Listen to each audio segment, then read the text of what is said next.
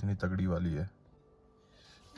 बिल्कुल ऊपर आ चुका है अभी 8 बजे और इतनी तेज धूप पड़ रही है ना कि आपको ठंड लगने का कोई काम ही नहीं है। और यह है मान विलेज, जो कि पेंगोंग लेक व्यू पॉइंट से 10 किलोमीटर 12 किलोमीटर की दूरी पे पड़ता है, जहाँ से पेंगोंग लेक स्टार्ट होती है। Welcome back to the channel, good morning. कल जैसा कि अपन यहाँ मान विलेज में आ गए थे रात को, मतलब शाम में आ गए थे अपन, 5-6 बजे के आसपास आ गए थे। तो वो सामने जो मैंने आपको दिखाया था, वो वाला जो कॉटेज है, काफ़ी ज़्यादा हाई रेट मांग रहा था। 15,000 पर कॉटेज रेट बताया। फिर मैंने बोला, मैंने कहा फाइनल रेट बताओ, तो 10,000 बोला। तो मुझे लग गया था, मैंने कहा ये वैसे ही लूटने के हिसाब से बातचीत चल रही है। तो इसके जस्ट पीछे ही ये वाले टेंट थे, तो इन्होंने 1500 बोला और मैंने 1500 में डन कर दिया। कोई मैंने बार्गेनिंग भी नहीं किया, क्योंकि इतने था कि उन्हें पे 100-200-500 रुपये के लिए क्या बार्गेनिंग करनी है। और फिर इन लोगों के पास ऐसा कौन सा और अदर सोर्स ऑफ इनकम भी है कि आप इनसे 100-200 रुपये नहीं कम करवा लें, क्योंकि अभी 15 तारीख को ये बंद हो जाने हैं वैसे भी, क्योंकि अब यहाँ पर ठंड बढ़ेगी। तो शाम में आ गए थे अपन, कल खाना वाना बनाया अपन ने इनके किचन में, लेकिन फिर उसके बाद जाने का मन भी नहीं किया कि उस साइड में अपन जाएं। अब दिक्कत ये है कि दिन में यहाँ माहौल इतना अच्छा होता है ना कि मतलब आपको पता ही नहीं लगेगा कि यहाँ पे कोई ऑक्सीजन वाली दिक्कत भी है या हाई एल्टीट्यूड वाली दिक्कत भी है।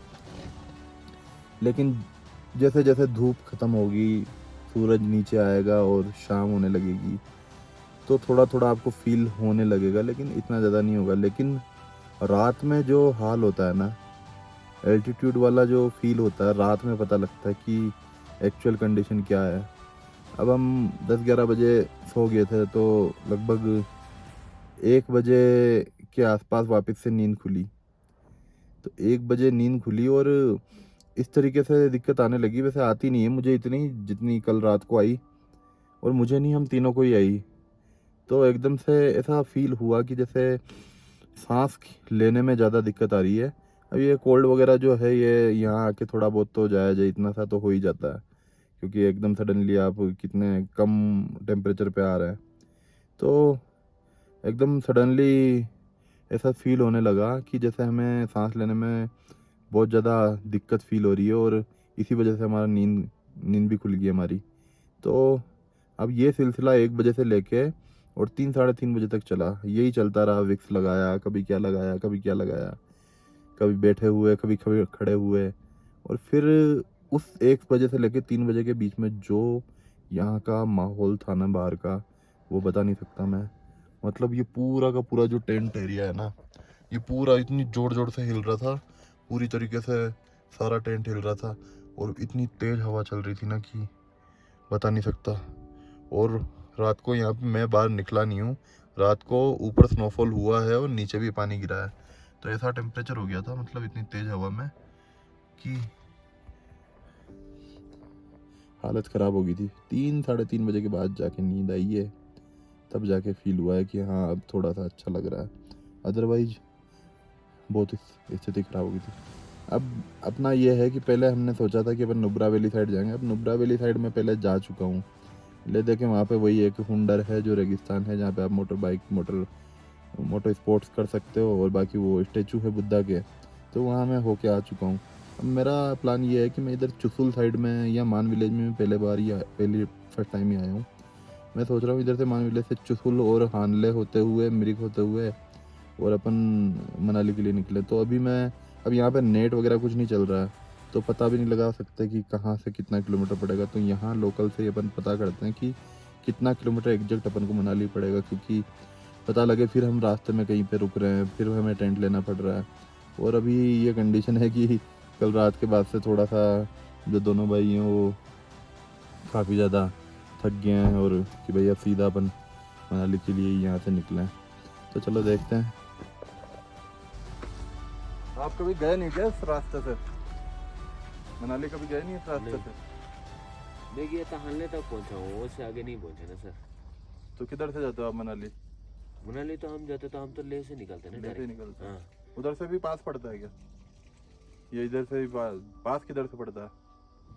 पास तो यहाँ से भी चांगला पास पड़ेगा, यहाँ भी एक पड़ेगा। नहीं पास नहीं, नियर बाई कौन सा पड़ता है मनाली? नियर बाई यहाँ से मेरे को रोड कुछ नहीं पता, नॉलेज पता नहीं। टैक्सी वाला बताएगा। टैक्सी वाला बता देगा। यहाँ से शॉर्टकट थोड़ा नजदीक पड़ेगा, नहीं तो आप यहाँ से रिटर्न जाएगा कारू, कारू से फिर मनाली। कारू तो चांगला के बाद आएगा। हाँ हाँ, चांगला तो वो तो कारू तो 30-40 किलोमीटर ये ले से। हाँ हाँ, तो पूरा ले जाना ही हो गया वो तो। बस वही हो गया, 30 किलोमीटर समझो, नहीं तो पूरा ले समझो। इससे अच्छा यहाँ से शॉर्टकट निकालना नजदीक पड़ता है। वो कोई ना कोई ड्राइवर मिल ही जाता है सर, वो समोरी और हाल ले जाने वाला बहुत गाड़ी चलता है। अच्छा इधर? हाँ, तो वही रूट बता देगा कि यहाँ से निकल जाओ करके। तो ये वाला एरिया है जहाँ पे अपन रुके थे। इधर पीछे की साइड ये दिखाई दे रहा होगा आपको। तो ये पूरा एरिया है जो मान विलेज का है। इतना नियर बाई आपको उधर नहीं मिलेगा जहाँ पे लेक व्यू पॉइंट से अपन स्टार्ट होते हैं और जहाँ से स्टार्ट होती है पेंगोंग लोग, वहाँ पे आपको इतना नियर बाई नहीं मिलेगा। आप यहाँ पे मतलब नियर बाई तो आप वहाँ पे पैदल जा सकते हो, जैसे इस तरीके से वहाँ पे जा सकते हो, पर गाड़ी इतने पास में नहीं जाएगी वहाँ पे, क्योंकि वहाँ पे आजकल वो खड्डे वड्डे खोद दिए उन्होंने ताकि गाड़ी आप वहाँ पे नहीं लगा सको, क्योंकि पहले लोग वहीं पे गाड़ी लगा के कचरा वचरा कर देते थे, तो अब गाड़ी नहीं जाने देते हैं। तो ये मान विलेज के यहाँ पे आपको इधर कैंप साइड पे आप गाड़ी लगा सकते हो। बाकी नज़ारे ये हैं एक नंबर, पूरी लेक ब्लू नज़र आ रही है। ये अपनी गाड़ी खड़ी है यहाँ पे, तो बस अब निकल रहे हैं इधर से। तो मैंने भी पता किया कि इधर चुसुल और मिरिक और हानले होते हुए कितना किलोमीटर पड़ेगा। तो टैक्सी वाले एक भैया ने बोला कि इधर से आपको थोड़ा सा डीजल की भी दिक्कत आएगी, इधर डीजल मिलेगा नहीं बहुत दूर तक, और दूसरा थोड़ा रोड ख़राब है एज कम्पेयर देन इधर का। तो और 700 किलोमीटर के आसपास आपको इधर से पड़ेगा। अब मैं इधर से जाऊंगा तो कारू यहाँ से 120-10 के आसपास, तो मैं अगर इधर से जाऊंगा तो कारू मुझे 120 के आसपास यहाँ से कारू पड़ेगा वाया चांगला होते हुए, और फिर वहाँ से 300-350 किलोमीटर मनाली पड़ेगा। तो इधर से तो मुझे लगभग वही 500-450-500 किलोमीटर पड़ेगा वो। और इधर दुरबुक में भी मेरे को वो मिल जाएगा डीजल वगैरह गाड़ी का, तो इधर से इजीली हो जाएगा। और दूसरी बात, सबसे मेन बात, इधर ना तो कोई नेटवर्क है इस साइड में, तो बिना नेट के अब ऑफलाइन में मैंने डाउनलोड किया नहीं, हम लोग बात करते करते ही आ गए। तो इधर से दुरबुक में अपन डीजल फिल करवाएंगे और फिर कारू होते हुए अपन मनाली के लिए निकल जाएंगे। क्योंकि अब अगर आप सिंगल पर्सन हो और सिंगल पर्सन को आपको परेशानी हो रही है, तो आप अपने हिसाब से मैनेज कर सकते हो। आप देख सकते हो कि यार आपको क्या करना है, कैसे मैनेज करना है। अब कल रात को इनको बहुत ज़्यादा दिक्कत हो रही थी, बहुत परेशानी आ रही थी। तो फिर हमने डिसाइड किया कि यार अब मैं मेनली अपना जो पेंगोंग लेक था वो हो गया है, बाकी नुब्रा मैंने कवर किया हुआ है। अब मेरा प्लान था तुरतुक वगैरह कंप्लीट करने का, लेकिन अब वो तुरतुक इस बार नहीं तो अगली बार कर लेंगे। तो अभी फ़िलहाल अपन निकल रहे हैं मनाली के लिए। और वाया मनाली भी काफ़ी अच्छी लोकेशंस हैं। बारालाचला पास मिलेगा हमें, तो बहुत सारे बड़े जो पास हैं वहाँ वाया मनाली वाले रोड पे भी हैं। तो देखते हैं अभी कितना टाइम अपन को लगता है यहाँ से कारू का, और फिर वहाँ से मनाली 6-7-8 घंटे का सफ़र तो है कम से भी कम। तो इधर अपन को नेट यहीं पे मिल जाएगा। अभी जैसे अपन दुरबुक के आसपास पहुँचेंगे तो अपन को नेट मिल जाएगा। अब जैसे मैग्नेटिक हिल का अपन ने वहाँ पे वीडियो बनाया था, तो यहाँ पे भी मैंने पूरा एक्सीलेटर और ये सब छोड़ रखा है। और आपको दिखे भी रियो की चढ़ाई पे गाड़ी अपने आप जा रही है, 40 की स्पीड से अपने आप धीरे धीरे बढ़ रही है। बिल्कुल भी स्पीड कम नहीं हो रही और बढ़ रही है। अब जाके थोड़ी ढलान आई है। अब पूरा मैंने छोड़ रखा है ये। और टू सेम जैसे मैग्नेटिक हिल था उसी तरीके की सामने जो है माउंटेन है। ये पेंगोंग के रास्ते में पड़ता है। जब अपन पेंगोंग से दुरबुक की तरफ आते हैं तब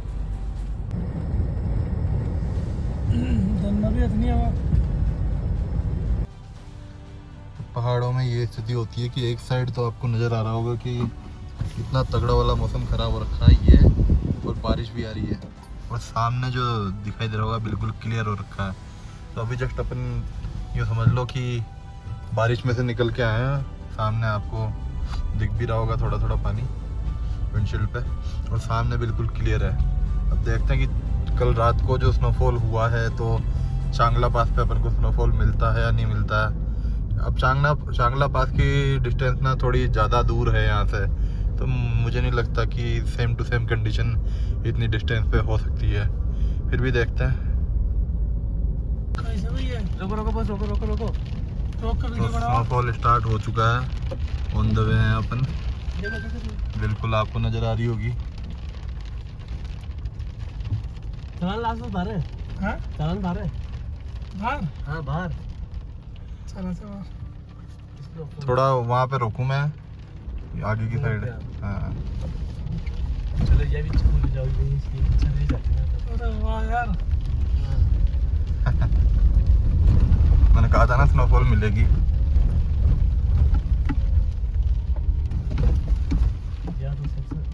ये देखो स्नोफॉल हो रही है यहाँ पे।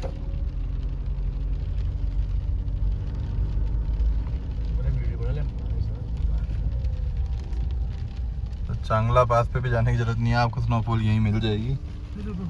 अपन है पेंगोंग से दुरबुक के रास्ते में, और ये अंदर भी आ रही है हल्की हल्की, देखो।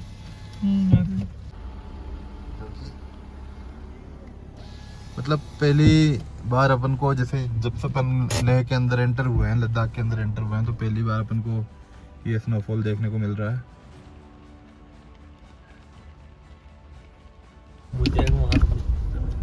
रोड की तो बहुत बुरी हालत हो रही है गाड़ी की, जर्जरा लग जाए। जो सामने से दिखाई दे रहा है वो आपको टंगलंगला पास है। लगभग 18,000 के फीट के आसपास उसकी हाइट होगी, जैसे मुझे बता भी। देखते हैं कि कितना है। नॉर्मली तो यहाँ पे काफ़ी ज़्यादा बर्फ़ देखने को मिलती है, पर इस बार ऐसा हुआ नहीं। बस वो ऊपर के जो माउंटेन्स हैं उन पे ही दिख रही है। देखें कितनी फीट की हाइट है, 17,482 फीट की हाइट है। मतलब कम से। हाँ नहीं वहाँ कितनी थी? 788। अच्छा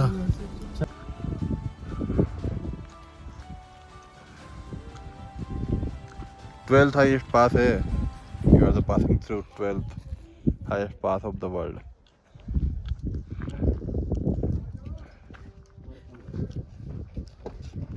बहुत छोटा पास है यार ये तो। बहुत टुच्चा पास है तो, मतलब 12वें नंबर पे आ रहा है, तो इसका मतलब टुच्चा ही हुआ है। तो बोला बड़ा बर्फ मिल गई ना, हाथ में उठा ले। बोला था ना मैंने कि हाथ में उठा सकता है तो बर्फ देख ले।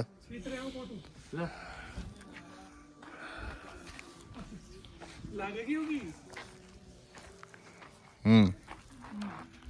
बर्फ ना हाथ में दे। तो टंगलंगला पे तो हम फेल हो चुके हैं कि बर्फ मिली, लेकिन वो थोड़ी ऊपर जाके दिखाई दे रही है। 2-4 बर्फ के टुकड़े थे जो हमने बीन लिए, चुग लिए। हाँ चुग लिए।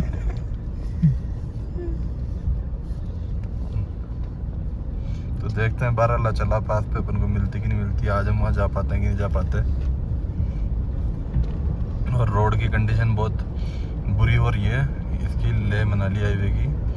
कहीं कहीं पे तो बिल्कुल रोड ख़त्म ही है। जैसे अपन ने टंगलंगला क्रॉस किया ना, तो टंगलंगला क्रॉस करने के बाद पांग अपना यहाँ से 40 किलोमीटर रह जाएगा, लेकिन उसके बीच में आपको इतनी तगड़ी ना लैंडस्केप मिलेगी, जो कि आपको दिखाई दे ही होगी सामने। यहाँ पे एक मोरे प्लेन रोड भी आता है जो बताता है कि बिल्कुल स्ट्रेट है, मतलब उसमें कहीं भी घुमाव नहीं है। तो अभी तक तो मुझे घुमाव तो दिख रहा है, आई डोंट नो कि कौन सा है, पर शायद वहाँ भी लिखा हुआ भी आता है। तो देखते हैं कि अभी कहाँ पे कितनी दूर है वो। बाकी अभी भी लैंडस्केप जो दिखाई दे रहा है वो बिल्कुल तगड़ा वाला है दोनों तरफ से, यहाँ से देखने को। तो पांग विलेज निकलने के बाद ना ये कंडीशन है पूरे रोड की। लगभग 8-10 किलोमीटर तो हो गया अपन को। पूरा ये ऑफ रोडिंग वाला पेच है, मतलब इसमें रोड है ही नहीं।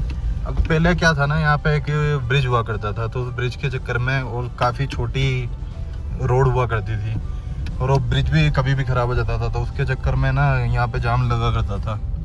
तो अब इसको पूरे रोड को है ना ये चौड़ा कर रहे हैं ताकि यहाँ पे जाम वाली स्थिति ना बने। तो इसीलिए ये रोड को दोबारा से कंस्ट्रक्शन कर रहे हैं, क्योंकि पहले यहाँ पे इतना चौड़ा रोड था नहीं। तो धीरे धीरे करके यहाँ भी रोड चौड़ा हो जाएगा, may be next 1 and 2 year के अंदर।